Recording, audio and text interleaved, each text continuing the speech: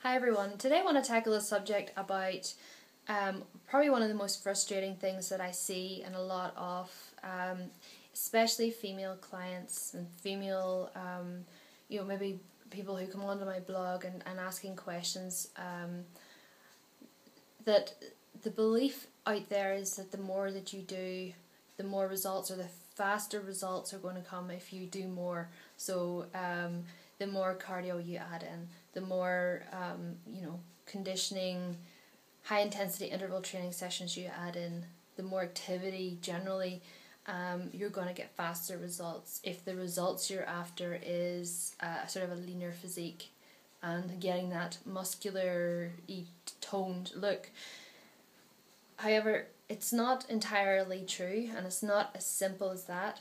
The more you do sometimes, the more you actually fatigue your body, you inhibit or negatively affect your performance, and therefore you're not getting as much bang for your buck out of your workouts. Your workouts are suffering, and you could in fact end up injured, and that'll put you in the sidelines for a lot longer. What I want to talk about is smart training.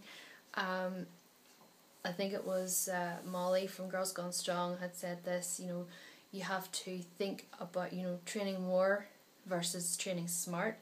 And I love that because it's so true. Having a design, first of all, designing your workouts so that you're including the essential movement patterns, getting good at the basics, and just varying those different movement patterns slightly. So you're just swapping in a squat for maybe a lunge for a certain type of movement pattern, and by different areas. You're doing your hip hinge exercises, you're going to have a deadlift one day, you're going to have maybe a swing or a single leg RDL the next day. There's different ways to swap this in. I cover this in a blog post about how to create a balanced workout, and then I move on, and a few articles down the line I started tackling how to put these workouts together into a program for yourself to follow. And I think that's sometimes where a lot of people will trip up. They'll change their workout routine too often. They'll do far too much in a week, and it'll sort of take, you get really motivated one week and you train every single day, and then the next week you're tired because you trained too much the week before and you only manage one workout, and then you're going to be sore the week after when you start back into it because you'll have had too long. So you need to space it out, you need to plan ahead, and you need to know how to design the movement patterns and to get that balance into your workout regime.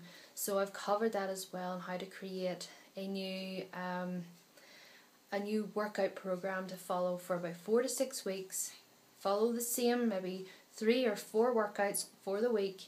See how you progress, measure your progress, and then assess, evaluate at the end of that 4 to 6 weeks. Okay, I've got better, therefore this type of thing seems to be working for me. I'll try it for another 4 to 6 weeks. So what you do then is you change the workouts up, but you keep the similar movement patterns in. It never really changes very much with regard to movement patterns, unless you're an athlete and you need to go through periodization. I mean, for people who are wanting to just keep general fitness and fat loss and good performance, good movement patterns, then we don't need to overcomplicate it. Keep it simple. Sometimes I think we overcomplicate things. If you want to make things more fun, then you can add in different sort of finishers to the workout, but the bulk of the exercises should be strength focused and working on good movement patterns, some mobility stuff, a little bit of flexibility at the end, nothing too drastic, and core stability and all of that. But the bulk of the workout should prioritise getting stronger, because that's what most people need.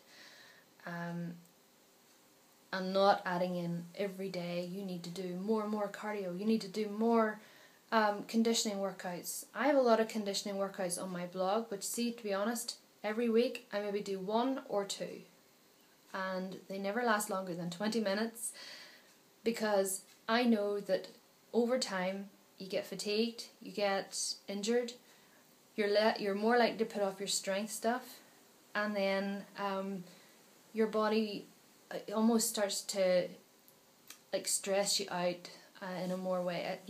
Some people will be fine with more conditioning, but for me, I'll do 3 strength sessions a week, and then I'll do maybe 1 or 2 kettlebell conditioning workouts, and that is optimal for me. At times I'll increase that to maybe 3 sessions and 2 strength. I'll always change it about, but I'm never prioritising conditioning over strength. It's always the other way around. And I find that, especially with the ladies on Get Glutes, that is definitely working there. That's the advice that we give, is focus on getting stronger and the results will come. Don't add in more and more and more. People sometimes think that if they want to lose more body fat, they'll add in more cardio.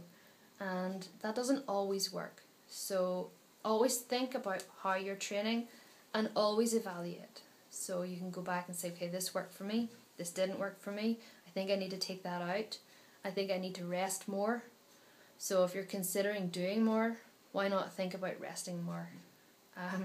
Complete opposites sometimes is the key to what what we're actually thinking is, I need to get more results, therefore I need to do more, I need to do something, and in actual fact you just need to rest. So think about it, consider this. If this is something that you're realizing that you've been doing something for so long and you're not getting the results, you've hit a major plateau, then think about taking something out,